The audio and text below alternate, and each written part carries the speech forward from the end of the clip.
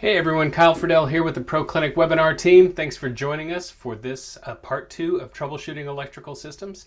If you didn't catch the first one, this will be all new content, but you can always go back and listen to that too. You'll find that at interstatebatteries.com/proclinics. As always, we're going to be recording this, so just a little housekeeping. If you miss part of it or you want to forward it to someone you work with, that'll be available on interstatebatteries.com/proclinic. And also we want to encourage you to open up the Q&A function in your Zoom toolbar.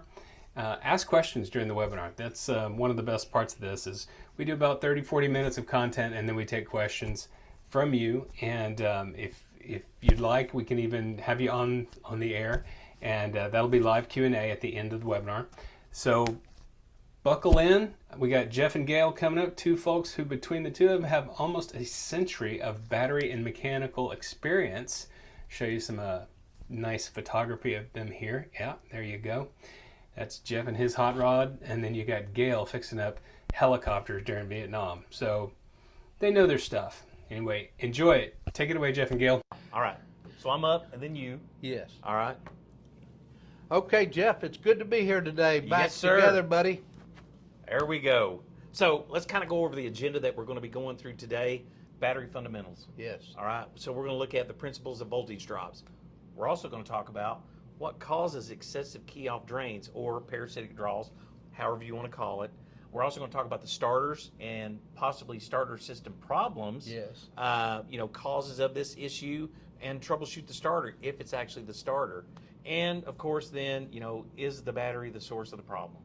Well, according to the customer, it's always Yes. a problem, right? At the end, we're also going to do a live Q&A, so we really look for your all's participation in there. So please, put in your questions in the chat box, or we'll take you off mute at the end, and you can do it live. So what do we need to know about this, Jeff? A lot. Yes, absolutely.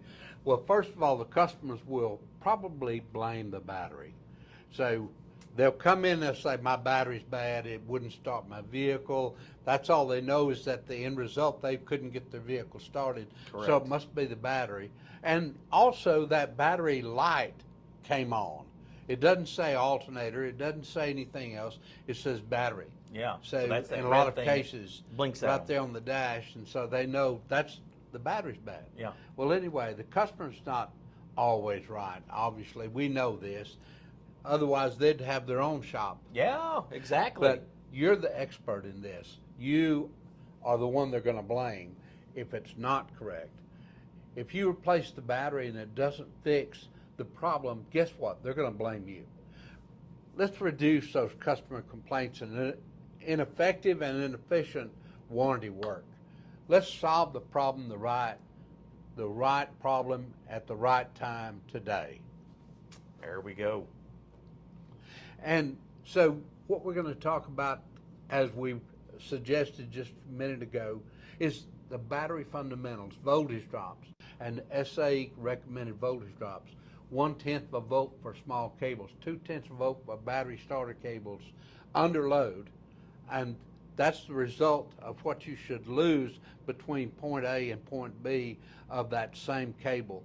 That starter cable, for example, checking it, one connection at the battery, one at the starter or solenoid under load during the cranking, and seeing that you're getting 2/10 of a volt drop Yeah. between those. So 3/10 of a volt drop between the alternator, B plus of the alternator and the battery under load while the vehicle's running and the alternator's under load.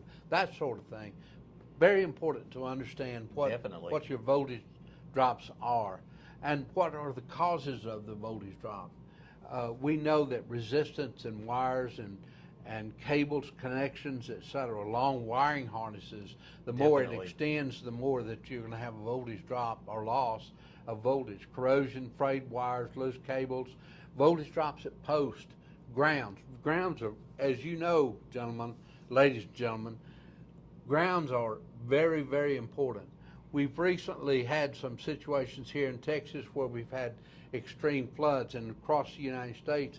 Guess what happens when you have extreme floods and it gets into the vehicle? Grounds start corroding and causing a lot of voltage drop problems. That could be a and big issue. Yes, very big issue. And voltage drops at charging systems as we've talked about, voltage drop, checking for voltage drops. Now, for a deeper dive on this, we've already covered this in 1.0 of some of the Proclinics that we've done so before. go back as a refresher. So go back as a refresher on that. Very important. So also, you talked about parasitic drops, so go forward on that. Yeah, let's Jeff. talk a little bit about the key-off drains. So we've got normal key-off drains, and the normal you're typically looking at probably 25 milliamps. You do have some vehicles that can go up to about 100 milliamps, but once you start getting beyond that, that's getting into a little bit more than what you want to see. Yeah. So let's throw a little poll up there. So if I've got 4 amps that's actually pulling from a healthy battery, and it's a 100 amp per hour battery, so if I take this down to 100% depth of discharge, how long is that approximately going to take, Gail? I think we have a poll on this. Yes. And it's asking if it's 25 hours or 250 hours or 2.5 hours, or depending on the battery or the vehicle, correct? So we're asking different questions. What is it, A, B, C, or D? Keep in mind, this is a 100 amp per hour battery. You've got 4 amps pulling on it. So 4 divided by 100 is going to be 25. You're right. Wow, I did the math. So we're looking at 25 hours before that battery gets down to 100% depth of discharge. We know different, though, about when this thing is not going to start. Yes. You don't have to get that far down before you have a no-start condition. Exactly, and that's never good. Especially cold weather. Yes. So let's kind of go in a little bit deeper on this now. As we look at all these key-off drains and what's normal, you typically have, on an average, anywhere from 30 to 50 computers on a vehicle. So as we look at all these different computers, everything's got to be communicating together. So we also have some of the higher-end cars that we're looking at over 100 computers. And each one of those computers are drawing, maybe they're only drawing 1 milliamp, for example, or 2 it's very or 3. low. Yes, but if you put them all together. Put them all together, and you have too high of a key-off drain. Parasitic draw. Yes, absolutely. So we have to look at avenues like that to make sure that we are getting the appropriate key-off drain. If it's excessive, okay, we got to start diving in. Yes, that's very important. Well, and now we kind of throw this other feature in there now, because we've got a lot of multiplexing going on. And what that means, we've got a whole bunch of these modules in there now. You've got the ECM, the PCM, body control module, ABS module, airbag module. So you've got all these modules now that are actually trying to communicate together, and believe it or not, they all work together. Do they have a wipe module on there? No, but they do have a CAN bus. So 2 wires that are actually communicating to all these now. Yes. So we look at this and we think, well, maybe we got a ground issue. Yes. So these are the things we have to go back and kind of, it's almost like going back to the original process of how do you check for key-off drains. So we look at loose connections. We look at, is there an issue that one of the CAN bus systems is not communicating with the others? So we've got to look at all these different avenues to see, is this actually a ground problem, or is it something within the software, which we know there are a lot of software updates that get pushed out to these vehicles now when they're in non-use. So it's almost like the Wi-Fi is really continuing on that. Yes, absolutely. Let's talk a little bit about some more parasitic draws. Parasitic draw, again, is very important for all.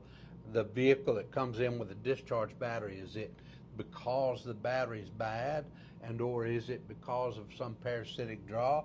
Is it because they don't drive the vehicle long enough, or they drive once a week to get groceries and back? 2 miles away? Yeah, 2 miles away. But we've heard so many stories. Oh my word. Crazy but true stories. I got a good one for you, Gail. Okay, good. Share that with us. So working in the shop, we actually had a little Ford Ranger that was towed in for a no-start situation. So as we brought this thing in, of course, we're talking, November. So it's a little bit cooler outside. Here in Texas, we don't really get cold unless we have the Arctic front that blows through. Right. So we have this unit that comes in, and we end up pushing it in. We raise the hood, and one of the strangest things we have ever seen within an engine compartment. What was that? It was a whole bunch of straw, leaves, So we're pretty sure it was critters, right? Yes. Here in Texas, we call them critters. So as we start diving through this, and we look, we're pulling codes on the computer, so we know that there's an issue because it turns over. It just won't crank. Mm-hmm. So as we start looking at the codes, it's all pointing to ignition, where we don't have any fire at the coil packs. Mm-hmm. We don't have injector flow. So as we start pulling back some of this straw and debris, we encountered Mama Squirrel. Oh, And goodness. we encountered Mama Squirrel with her little babies. Let me just tell you what, Mama Squirrel don't get very happy when you start messing with the nest. Absolutely not. So what we found at the end of the day, after we finally got the squirrels and all out, these things had actually chewed through wires. So crazy stories, but true. I mean, these things do happen. I mean, you will see. You've got rats, you've got field mice. We've even seen an occasional snake. Now, snakes don't typically go in there and chew on the wires, but let me tell you what. You see one under the hood, that's going to scare you. Those wires must be dessert to them. And it's got to because be. They love to chew on those wires. Well, it's just the copper and everything that's in the wire. They just love chewing on that. I guess so. Yeah. And they know they won't get shocked. Oh, yes, exactly.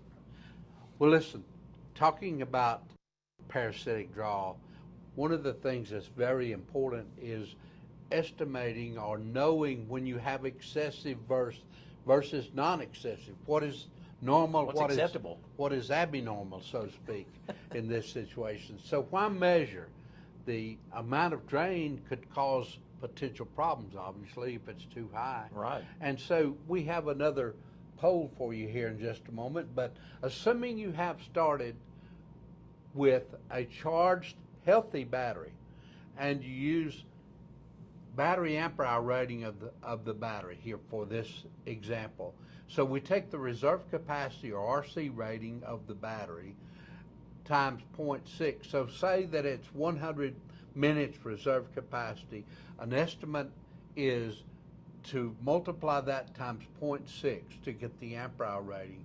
And we do that, and of course 0.6 times 100, we're trying to make this simplistic for me, so it's 60 ampere hour. So that's the size of the battery. So we assume that it's going to be about 75 degrees Fahrenheit, 24 degrees Celsius, 100 milliamp draw, or 1/10 of a big amp draw, and over a period of 24 hours, obviously that equals 2.4 ampere hours in one day.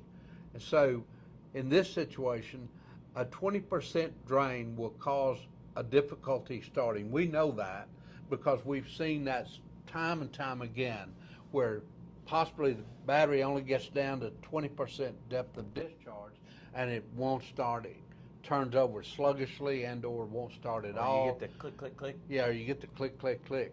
So the poll is how many hours before the battery will not start.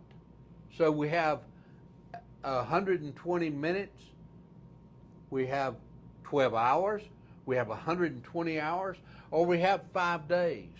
Now, this is a poll. Check to see which one you think that is and answer that question. Kind of a trick question, isn't it? Yeah, it is kind of a trick question because we're so easy. We don't need elaborate type situations. We try to make, you can answer this with one of the two latter answers there, 120 hours or 5 days. Because that equals the same thing. It equals the same thing. See, simplistic. You Yeah. gotta make it easy. Yeah, and we're only talking about 100 milliamps here. That's not much, 1/10 of a big amp. But if you go and make that time longer, you've got a car vehicle sitting at the airport for several days, and or they don't drive it, but occasionally, once a week, Especially with everybody working from home now. And one of the things you've talked about before, they've got the vehicle in their garage, and they've got their clicker right there close. Oh, and boy. it's the vehicle, the computer on the vehicle's thinking, oh, I need to turn everything on. So it's trying to turn everything on, and now you have more parasitic. The computer's coming alive. You have more parasitic draw. So that's very important. So Definitely. little things like that. So, Gail, what about the scan tools? Are they going to be able to tell you everything? No, I wish they would. Wouldn't it be great if they would Oh, yeah. create something that would say, okay, you right here is your problem, exactly. But that's not always the case. We know Exactly. that from years and Years of years of experience. working on these vehicles. So scan tools won't identify the causes of parasitic draw. So how do you test this? A lot of times is the big question. So determining, first of all, the causes of some of the drains that, let's say that you're measuring and you found 100 milliamps, and that is too big, as we talked about, because these people keep this, don't start their vehicle but once every 7 days. So you have a situation, batteries going down. How do you find where that key-off drain is in that vehicle? That's checks and balances. Checking, pulling fuses, one fuse for multi-wires or multi places within the vehicle, and then, so we pull fuses, at least eliminate where it's not. Right. And so removing fusible links, computers causing excessive drain, diagnosing drain amount. Yeah, what's acceptable through the OE side. Exactly. And diagnosing the problem, looking for drain amount and pulling fuses to narrow down where it is and trying to fix that or repair that problem is very, very important. Definitely. So let's just talk about some of the starter motor issues, that we've seen in the years past. So you've got series DC starters where everything basically is the armature and the field are all put together as far as in a series. So we've got these type. We've also got the shunt DC. So on these, it's a parallel. So everything's in parallel together. But then we also have the compound of the DC motors where you've got both of them with series and parallel. And a lot of times we can hear the sound of these and know whether it is a parallel or a series or a combination. Now, they sound a little different. Yeah, just a little bit. Remember the old Chrysler, the high torque? Whee! This goes back a long ways, guys. So as we looked at this, years and years ago, being able to diagnose if this was a starter issue or not really helped us out as we're moving forward with the way the cars are built now. So now you've got a lot of different ways that these things are designed, especially when you look at start-stop. So we won't be doing a whole lot of starter rebuilds unless, we just have all the time on our hands. Yes. So a lot of times now we're just replacing the starter, but this kind of gives you an insight on how these things are designed to work and the ways that you can actually go about checking them as well. Exactly. It's very important. As we talked about, going from the battery, starting at the battery and finding whether the battery's good or bad, then going from there, voltage drops, and finding out if there's a cable or connection problem, and then going to the starter motor itself to find out, is that the right problem? Yeah. So if we're looking at starting problems, and let's just say we've got long cranks, it's more than 30 seconds. Okay, well, that's a red flag. Yes, absolutely. Because cars nowadays start within a second, 2 seconds at the most. Exactly. So we know that there's a bigger difference there. Now, could it be weak batteries? Now, if we go into the marine world, that's a little bit different than what it is on the car side, because as we look at some of these manufacturers of these high performance motors on these boats, we've actually got some that if it sees too much of a drop in voltage during cranking, it will not fire the injectors or the fuel pumps. So you're saying that if the battery gets too discharged, it doesn't supply enough. Exactly. And so you've got a voltage drop that's too much. Voltage drop goes down and everything's okay, but just the battery's discharged to some degree. Exactly. So that could be a case of either the wrong battery being in there or just a weak one that never got fully charged. Exactly. But we can look at parasitic draws and voltage drops on this just to see if something's too heavy on the parasitic side, or we look at high resistance within the cable, the connections.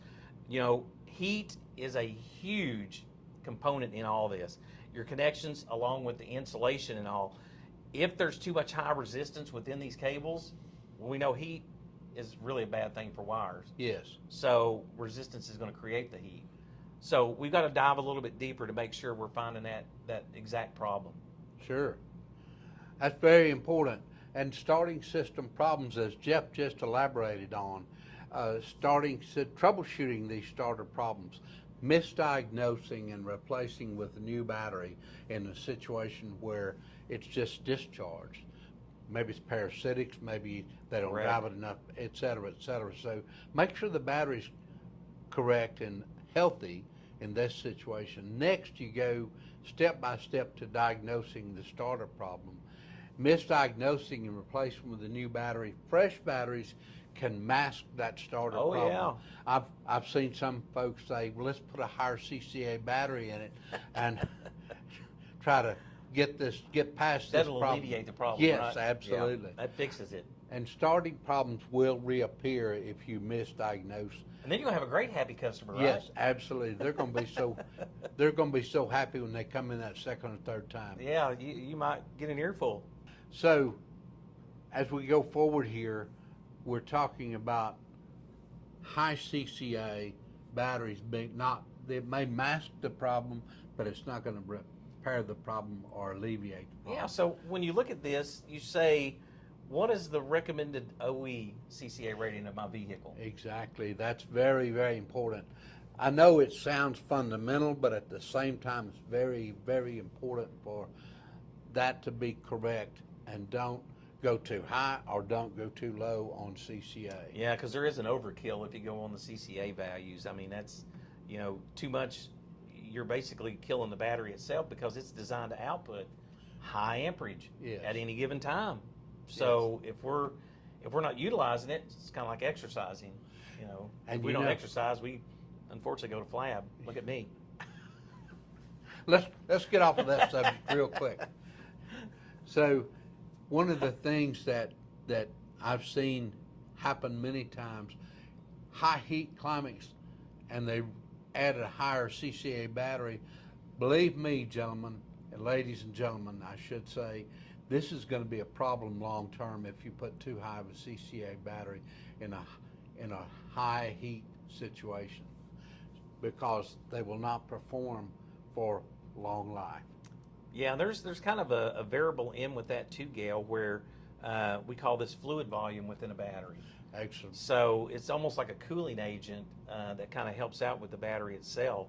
So Southern States, as long as you're meeting the OE recommended CCA, you may not require an MTP battery or MTZ or MTX. Yes. This may be one that the M line or the MT will work. Exactly. So a big advantage there is that fluid volume is actually a coolant agent that helps out over the life of the battery. Yes. Continuing on troubleshooting starting problems in this situation, obviously the first characteristic of diagnosing anything is visual inspection. You and I know that we've lifted the hood, and with our eyes, our tech eyes, I would say, we're able to see or diagnose situations that can occur. So visual inspection is very, very critical to this situation.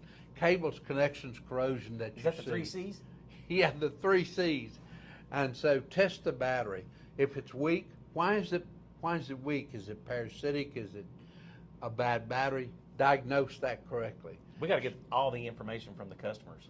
Absolutely. You got to dig in. Got to dig in with them to find out what they've been doing and when did it occur, and how often does it occur. And so, is it weak from a low charging rate? Will it crank it properly, and is it properly charged? Excessive key off drain, as we've talked about, parasitic draw. Is it simply at the end of its useful life? How old is the battery? My battery's 10 years old. Why is it not still working? Yes. So, once again, we're just going to talk about this troubleshooting on the starter side. So, we're talking about the 3 C's again. Yeah. Cables, connections, and corrosion. Yeah, absolutely. I mean, come on. You're testing the battery and it's weak. Well, why is it going to be weak? I mean, we're going to have to check for starter draws just to make sure that we don't have any kind of an issue there. If it's dragging, I mean, that could be several things. It could be a ground issue. It could be something with the starter. So if we go back and we look at the 3 C's, is there anything that we're looking at that we see visually that's creating the issue? And then let's just go through and start analyzing all this. There's got to be something that's creating this issue that may not be related to the battery itself.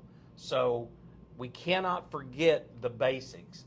So if you're looking at the oil, make sure it's been changed. Temperature, I mean, high heat, we deal with that quite a bit. Is it getting properly cooled as far as the engine side of it? And Look at the mounting.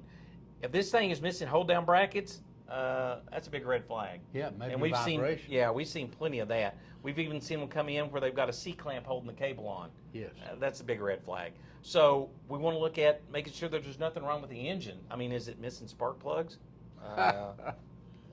Things like that. It's just, look at the obvious in here for sure. And then, does it have gas? It ain't got no gas in it.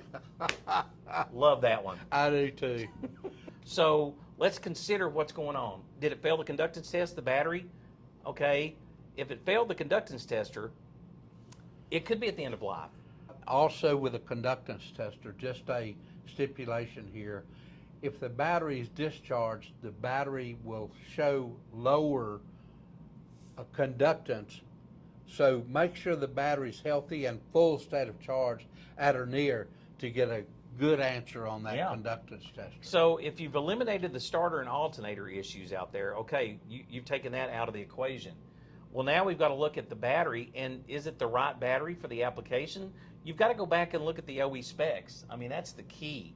So you gain that respect from the OEs on what they're looking at on OE CCA value, but then you look at the car itself or the truck itself. Yes. Have you added on, 17 different light bars because you do a lot of hog hunting out there? Stereo systems. Stereo systems, yeah. Have you added something to it that's going to be drawing, discharging? I had my oldest son loved to go to places, and he would shut off leave the key on, shut off the engine because he didn't want the engine interfering with his system. But he would listen to his system and discharge the battery. Did he have a lot of that boom boom going on? Yeah, he had a lot of boom boom, Boom.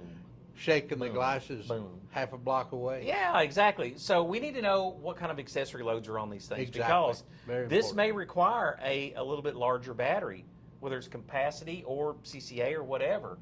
We need to look at that as a possible solution as well. Test the specific gravity of each cell if possible. Do not open a sealed AGM battery. Don't open that one. Don't. If it takes more than popping the caps, don't do it. Let's don't drill inside those batteries or try to get into an AGM. They're not made for that. Yeah, we've had that happen on occasions. Also, remove surface charge. When we charge a battery, for example, we create within that battery a surface charge. When we say surface charge, on the surface area of the plate, there is a surface charge, and we need to dissipate that by what? Oh, several different ways, but turn the headlights on, for example, for a minute to discharge that battery. Several things, turn the lights on, turn the key ignition on, and turn the AC on, just for an AC blower on for just a moment, just to dissipate that surface charge, bring that battery down to where it's not giving you the false information of having surface charge. And one of the things that, just we always get, and this, whether it's in person or whether it's a call, why is my flipping battery not lasting like it used to? They even use verbiage we can't say. Yes, they do. We can't say that on here. This is an adult channel here. Oh, I'm sorry. We could. So let's kind of go through this, and we'll talk about some of the examples that we've seen throughout the industry itself on what causes batteries to fail. So this could be anything from the car's got more features than what it actually came with, and you're using the OE type battery. That could be a big issue. We could also see if it's got the wrong application or type of battery. So if we've got an AGM battery in one that's only strictly designed for flooded, there's an issue there. Or if you didn't, when you placed it in there, you didn't tell the computer That it that was- you're putting in a new battery. Registration of the battery. Registration of the Yeah. battery. All these things play into this. And we're in a different world than we were just a few years ago of Yes, sir. just taking the battery out, putting another battery in. So it's become a little more complicated than just Yes. putting that in. But they've done some studies. Some of the internal things that allow the battery to go bad. You've got some information on I that. do, don't you? yeah. So we actually participated in what we call the junk bin study. So what this does, we go through all these different regions of the United States, North America, and we look at tear downs. So we'll take batteries from the junk pile and we start doing tear downs, and we look at what are the probable causes. So 31% of what we've seen out there is the plates and the grids. I mean, whether it's, what we call end of life, where they've actually expanded the metal where it grows. So that's roughly about 31%. 30% we've seen that are basically a short circuit in there. So what we mean by that is you've got a positive and negative plate that have actually joined together, so it's a direct short. So now that battery's not going to function. There's 22%, believe it or not, that are not maintained or abused. And when we talk about the abuse, it's like Gail was talking about a few minutes ago with the stereo systems where the engine's off, but the key's on. Yes. So it's abuse. We have a lot of batteries that we do list as maintenance free. Now, that kind of is a generic term as we would use. If you've got caps on a battery that can come off, that you can check water levels, I mean, to me, that's maintenance available. Yes. The chemistry itself, the calcium is designed around what we are calling maintenance free. But we know that there are different regions that are hot compared to the other northern. So there is a situation where you can actually run low on water. And if you have that ability to look at the water levels and add distilled or deionized when you need it, that's perfect. Now, the study also showed, Gail, that believe it or not, 15% of these batteries could still be used. So as we looked at this study that we did, we are going to be doing a Proclinic strictly designed around going through this Battery Council International junk bin study. Now, this is going to be available for your dealers that are already with Interstate. Oh, good. So that, it's exclusive for exactly. our Interstate Now, dealers. if you want to become an Interstate dealer, the QR code down here on the bottom right-hand side of your screen, you can click on that and actually become a dealer. We would have the route guys and everything get situated to go out and meet with you. So we will be going over that junk bin study in detail, so that way you guys can understand what it is that we did, the reasons behind all of it, and how it affects all the different regions. And this is across North America. North America, yes, That's sir. great. So that will be coming up. We're going to be really diving deep. So when is this supposed to occur? This will be coming up within the next couple of months. Okay. So look for an invite. This will be Absolutely. coming out If to you're you. an Interstate dealer, look for an invite or get in touch with us in this situation via that QR code and let us know that you want to participate in this. Yeah, it's going to be kind of live for all of them. So the dealers that are going to be on board with this are going to be able to ask us, and we're going to, converse back and forth with them live. So we really encourage you that if you'd like to become a dealer, or if you are a dealer, please get lined up for this, because this will be very informative for you. Yes, and for you and I that have done interactive Proclinics all across North America, North America and South America. Yes. We enjoy that kind of thing, so please get involved with this. Yeah.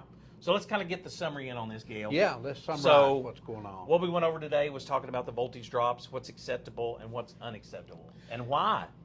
Yes. 1/10 of a volt we said for small wires and cables, 2/10 of a volt for the starter alternator cables. The alternator to the battery, 3/10 of a volt under load. And so we talked about this. So please keep that in mind when you're testing or going over these types of problems. And we look at causes of the excessive current drain. So parasitic, key off drains, starter motor issues could be a problem. We talked about, for example, where the normal is for parasitic draws being about 25 to 50 milliamps. And so when we get into the 100, 200, 300 milliamps, that possibly is too much for that vehicle and that battery that you have on board. So make sure that you know what it's supposed to be or should be in this situation and know how to test it. Right. And is it truly the battery that's the issue? I mean, that's what we want to make sure. Absolutely. If we're replacing the battery, we want to make 100% sure that that's the reason why all this is happening. So Absolutely. We're going to open it up now, Gail, for Q&A. So let's jump into this. Yes, we're ready. All right. Let's see. Okay, I'm going to give you guys just a minute to get your questions into the Q&A. We had a lot of requests, a few questions that were answered during the webinar, and I'm going to pull up some of those. Let's see. Jeff and Gail, you guys got you ready? You got your ears on? Got your ears on. Let's just go cameras on. Let's do it. One question was, how do you find a starter problem when the record driver taps on the starter and tells the owner to drive the car to the shop of her choice? Chris Murphy. I love it. Well, you just hope and pray that it does it again. Just try starting it enough and it will. Hey, or you look for that oil dripping out of the starter. There you go. Yeah. Okay. Does the size of the wire change the voltage drop procedure? So there are different voltage drops per SAE. So you got high current, you got low current. So you got to make sure you got the right wire for the amperage that's going to be traveling through it. So that's where that true statement will come in about proper wire per the amperage is going through it. So voltage drop is a voltage drop. Mm-hmm. Okay. And certainly if that size of the wire is restricted because some of the wires are fragmented or otherwise shredded, that could be a problem. Yeah. Nothing like seeing a nice flame just traveling up the wire. What do you use to size a battery for added loads? So you've got to look at what kind of load you're going to be running amperage wise. And then you've got to see, are you going to be running this amperage with the engine off? We see a lot of these 4x4 nows that are actually adding a lot of the light bars. So we've got to make sure that the alternator, number one, is going to be able to keep up with it. Even though they're LED lights, they draw less power. However, you stack enough of those up and you're going to be pulling some amperage, and you're hoping that OE alternator is going to be able to keep up with it. If not, that's where the battery comes into play. So alternator is there to take care of the electrical loads, but if it can't keep up, the battery's got to be there to take care of that demand when it's needed. So you got to kind of weigh it all out. What's my load demand that I'm adding versus what my alternator's output versus what space that I'm going to have to be able to put a battery in. Okay. Because a lot of these applications, you are going to be restricted as far as, the battery, unless you just start putting these things everywhere. I see. Okay. How does the PCM or ECM tell what amp hour battery is in it? This is all controlled through the OE side, the original equipment, so the manufacturer. So they're the ones that can decide, all of the different features on the vehicle, and using that little, it's just a little amp clamp that's around it. It's sensing amperage in and amperage out. So it's kind of monitoring both in and out.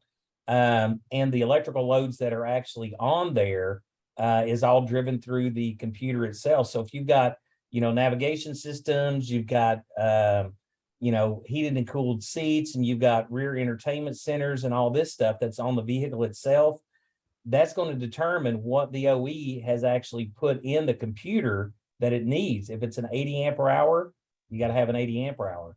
If it's a 100 ampere hour, you need 100 ampere hours to be able to keep up with it. And that's why we see a lot more of the dense spec batteries having an ampere hour rating on them versus a CCA. So it's all defined with all these different features we have on a vehicle now. And it's just going to get worse. Yeah, by the OE. Yep. Here's one that I might be able to take. It's from Colton. What's the best type of battery for solar applications on RVs? Is that Colton Kinney? No, Colton Pellant. And I would say it depends on what you want to spend and how you use your RV, right? Yes. If you are willing to spend the money, lithium is the best way to go. AGM is very good. But the new EFB battery is performing extremely well. Interstate rolled that out about 3 years ago, and it performs about as good as an alloy AGM, almost as good as an alloy AGM, not as good as a pure lead AGM, but it costs just a little bit more, maybe 20% more than a flooded lead acid, but you're getting twice the warranty, twice the cycle life. Is that right? Correct. So for cycling application, I think that's the best battery for your money. Yep. Yeah. Now, with that being said, too, Kyle, you've got to make sure that the charging system is going to do what it needs to do, because we know that a lot of these tow behind RVs or trailers, I should call them, they are restricted as far as the charge controller itself, the onboard charge controller. So we've got to make sure that they are designed for, if you're using the AGM product, it's going to do AGM. If it's, flooded / EFB, it's going to be able to charge that. But keep in mind that these things, they build these trailers, and you hate to say this, but they build these things as cheap as they can and sell them for as much as they can. So a lot of these manufacturers believe that a lot of people that buy the trailers are folks that are not going to boondock. They're going to be plugged into shore power all the time. So that means the battery's just going to be sitting there and float. So know your application, know how the consumers are going to be using it. And that way we can make sure that we are, the battery experts, and we're selling them the correct battery for the application. Right. I know I went into a long thing there. Sorry. And we will be covering marine and RV exhaustively in our January Proclinic. So be looking out for emails on that if you're in that line of work. So that's coming up. We have another one from Doug. It says, I have a lot of customers that want to run dual batteries in their off-road vehicles to run winches and lights and portable welders. What do you suggest? Woo! I love a big battery welder. I was going to say a welder, what you do there is you just take a battery, you take 2 wires, and you just run them together. Yeah. Just so that's fine and good. Make sure you're using an oscillator, because that's going to be your best feature to be able to make sure you're getting the batteries charged back up. Now, keep in mind that even with the oscillator, if you run that battery down, to zilch or 0% state of charge, or even 10 or 20% state of charge, it's going to take time to bring that battery back up, and your alternator is not going to do that. Yeah. So we do know that there are some DC to DC chargers that are on the market that will actually offset and also charge that auxiliary battery. Now, you get into a lot of money when you're using those, but if that's something that that you really want to do, hey, go for it. Off-roading. I'm just amazed on the welding. Yeah, I've heard that. I guess, you got to look at it like this, Kyle. So if you got a bunch of diehard 4x4-lers out there and you've got a control arm or something that break, you want to weld it. I mean, because they're out on the trail. Mm-hmm. There's some strange things you see out there. I think you're just kind of hosed at that point. Spare parts. Does it make sense to look at voltage drop through a module, such as the CAN modules? So yes, you can. I mean, and you're still looking at modules. So every module's got to communicate together, whether it's an ABS module, whether it's a body control module, whether it's PCM. So they're all going to basically talk through the CAN bus. So yeah, I mean, you can. It's just you're still going to be going back to figure out which module is what's going on with it. Okay. Oh, there's Gail. There Gail, it is. clamped wire terminal or crimped terminal, which is recommended? That's a new one. Crimped or what? Clamped or crimped? Soldered. Yes. What do you say, Gail? I say solder. You're absolutely right. The better you can get that wire and that cables. We've all seen crimps that didn't work and some that did work, the functional. And so if you do a great crimp, yes, it probably will work depending on the wire, etc. But we've all seen butt connectors crimped at each end and actually found a voltage drop in between them or in the butt connector or whatever, and causing a multitude of problems. So crimp can be good or can be bad. But Jeff is right in that try to solder that. Try to bring all the wires together as a bundle into one solid piece. That is the best answer. Okay. On the newer cars that come with AGM, can they be replaced flooded or do they need to stay AGM? I So that's going to be dictated once again by your OE. Yes, stay with your OE. They spend a lot of money to recognize your specific vehicle and the needs on your vehicle. So yes, they've got the engineers that have put a lot of time and effort into that. Okay. And then we had one more question here. How do you convert CCA into amp hours? You know, you can take reserve capacity and get an approximated ampere hour. And you can do that by taking the reserve capacity number and times it by 0.6. And that'll give you a approximated ampere hour. Can't really CCA, go CCA to ampere hour because they're two different types of test and or usage.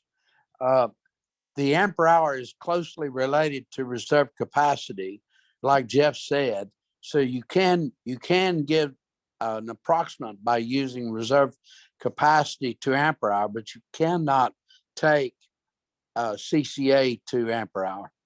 Gotcha. Because it uses different parts of the battery, and one is a high rate discharge and the other one is a slower discharge for a longer period of time. Very good. You'll find all kind of information on the internet. Trust me. Stick with your RC times 0.6 and you'll be in the ballpark. Yes. Okay. All right. Well, that's all we have, guys. Thanks everybody for logging out. There's some questions in the chat. Oh, they snuck them in the chat. Well, let's chat. All right. I'm gonna send out all the certificates. What would a Tommy lift gate add to the load? Depends on the weight. Yeah, it depends on which one. They make different levels. Yeah. So with the weight variation, I mean, you could go from 100 amps to 400 or 500 amps, just depending on the load. What's on the gate? Yeah. Yep. Okay. But you see a lot of folks out there that are using like group size 31, and depending on the weight, I mean, I hate to say it, but some of these that are using like, pallets of batteries, I mean, you'll see 2 of these 31s on there. So it's just all depending on the weight that's going to be on it. Okay. Make sure that anytime you put extra batteries, you isolate those batteries from the starting batteries. Otherwise, they'll drain off the starting battery and you'll have a no start condition. Yep. Can you upgrade the alternator if you have aftermarket parts like a lift gate? Yes, you can, depending on the vehicle. So we know that, and I actually got a call yesterday from a guy that's got a Tacoma that he's added a lot of stuff on and is upgrading his alternator. All he's doing is sending it out and his PCM out to basically reflash to a higher charging voltage and a little bit higher amperage. Now, how they're getting by with that, I have no idea. But I know it's costing him about $800 to have it done. But he's keeping the same parts? Yep. Okay. Do you think it's worth it these days to check and fill the cells on I guess this is an RV tech question. Is it worth it to check and fill the cells on batteries? If it's a RV application, yes. Sounds like it. Yeah, I think it's like, is it worth the time? Yeah, batteries are expensive and you can. Yeah, if you run them out, there's a good chance that they'll, what do we call it, Gail? Rapidly disassemble. Yes, because you've got gases that are accumulating above that water level. So in that, or electrolyte level. So in that situation, the lower it gets, the more exposure you have to gases. Mm-hmm. So you could get a lot more life out of that battery, by maintaining it. And yes, sir. Of course, Absolutely. you can also end its life much more prematurely by yes, maintaining it. You can end its life dangerously too. Yes. So let's make sure we take care of those customers and take care of those batteries. Amen. That specific gravity. All right. Now, unless Mallory tells me otherwise, I think we have answered all the questions. we've answered all the questions, but now that I've been able to come off mute, one shameless plug. If you guys are Interstate Battery customers, we are in the midst of our Speedway 70 program. So there will be some lucky winners getting to win a trip to the Daytona 500 in February. It's an opportunity for you guys to compete for some exclusive prizing like NASCAR racing jackets, backpacks, a lot of great prizes. If you guys are an Interstate customer and are not signed up yet, please reach out to us at proclinics@ibsa.com. And if you guys are interested in becoming customers, please reach out to us at proclinics@ibsa.com. Okay, that's my shameless plug. That's it for today. Thank you all for joining. Thank you, everyone. We appreciate it. Hey, Bye. Jeff, that doesn't Hey. apply to us, does it? Getting all No.